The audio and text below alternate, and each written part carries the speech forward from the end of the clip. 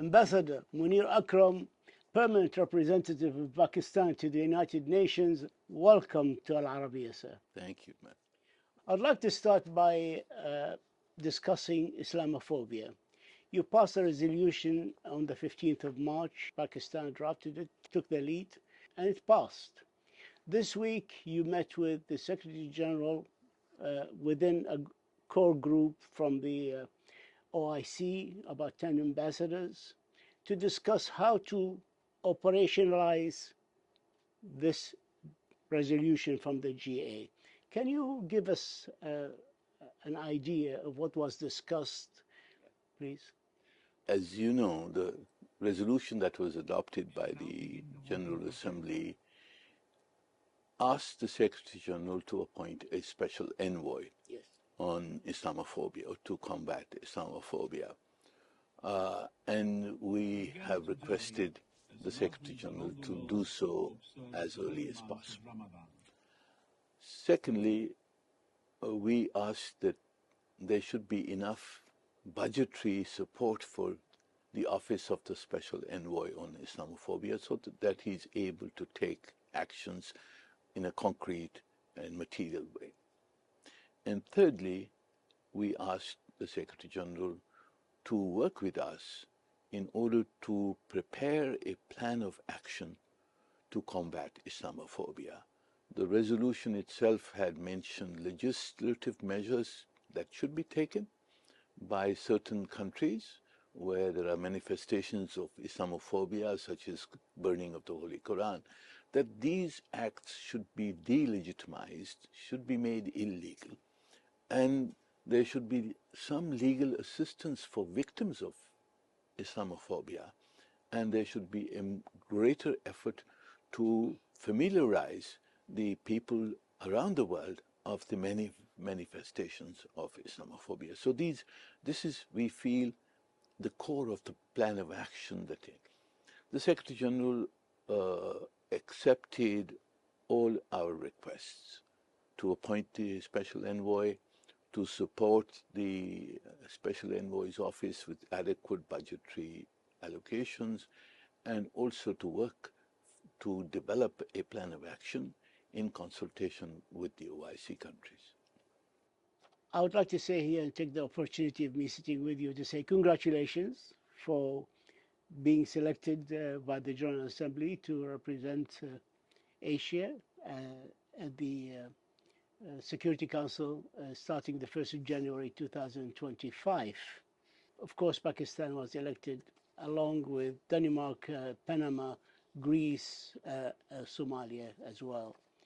So we would be very grateful if you can talk us through the top priorities of Pakistan for the next 2 years. Well, first of all, as you know, Pakistan relies on and advocates international relations to be based upon the principles of the UN Charter. This is important for us because this is the only accepted international framework to maintain world order. And Pakistan has always adhered to that. We will see every issue on the Security Council agenda from this lens of the UN Charter. We have, of course, our own issues. As you know, the issue of Kashmir is very important for us. We would like to see how we can advance the prospect of a solution to Jammu and Kashmir, whether this is by instigating a dialogue or by advancing the international support for the right of self-determination of the Kashmiri people. We have a problem in Afghanistan. There is daily terrorism emanating from Afghanistan, especially by the Tehrik-e-Taliban Pakistan, the TTP. And so far, no action has been taken against this terrorist group and some other terrorist groups by the new government, the interim government in Kabul. We are engaged with Kabul, but we are also taking action to eliminate the presence of TTP from our soil and to persuade the interim government in Kabul to take action and disarm these terrorists and hand them over to Pakistan. How about the issues of the Middle East, such as the Middle East peace process, if there's anything left of it, and the war in Gaza? Yes, we as I said, our position is based on the UN Charter principles. These principles are being violated in several places, but for us, especially what has happened in Gaza, is completely unacceptable.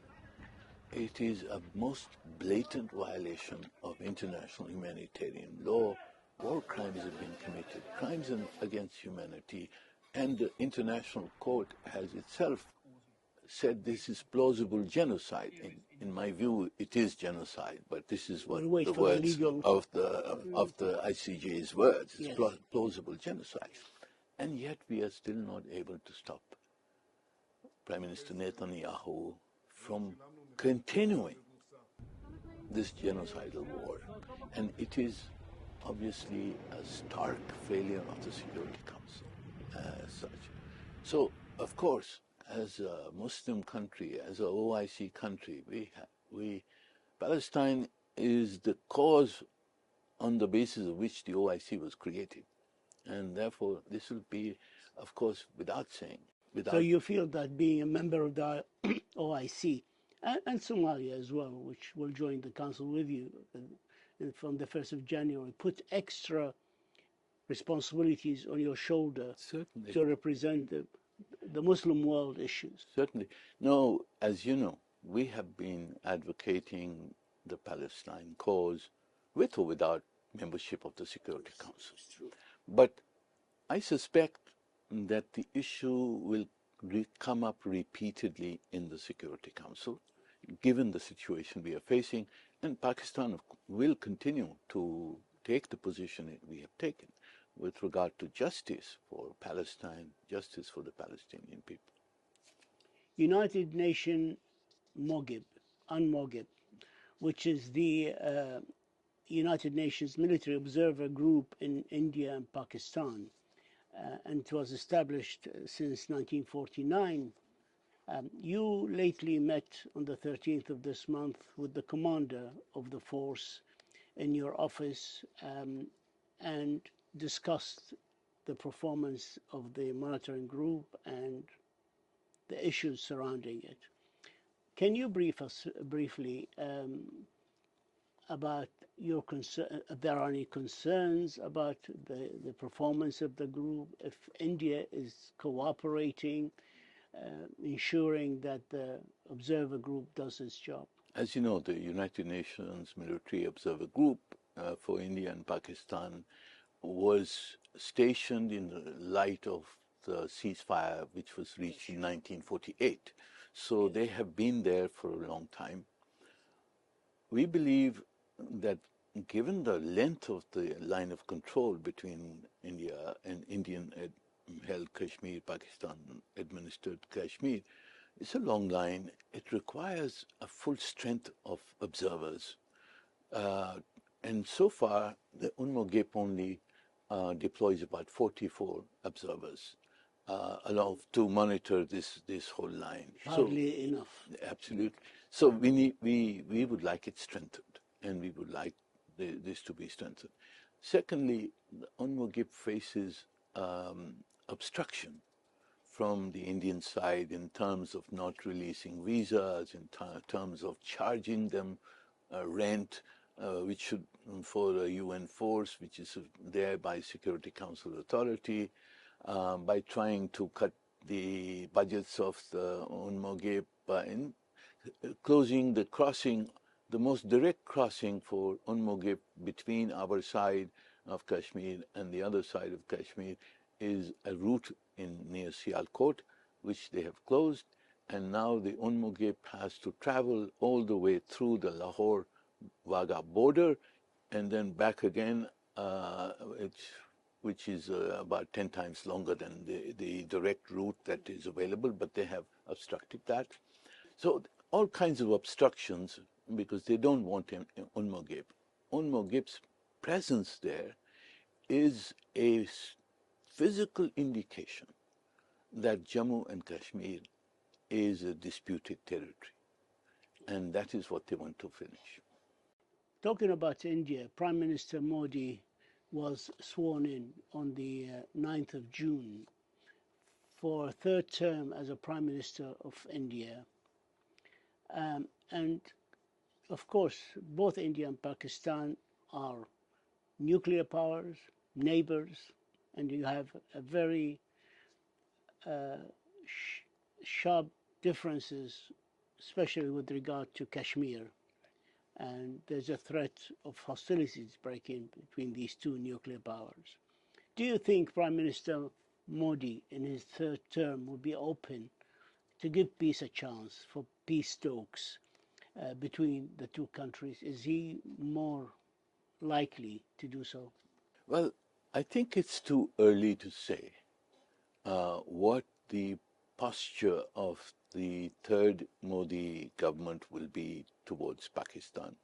There are various conjectures. Some say they will be less rigid, and others say no, he will double down on his anti-Pakistan, anti-Muslim stance, because otherwise he would lose his support base of extremist Hindutva people. So I think it's too early to say.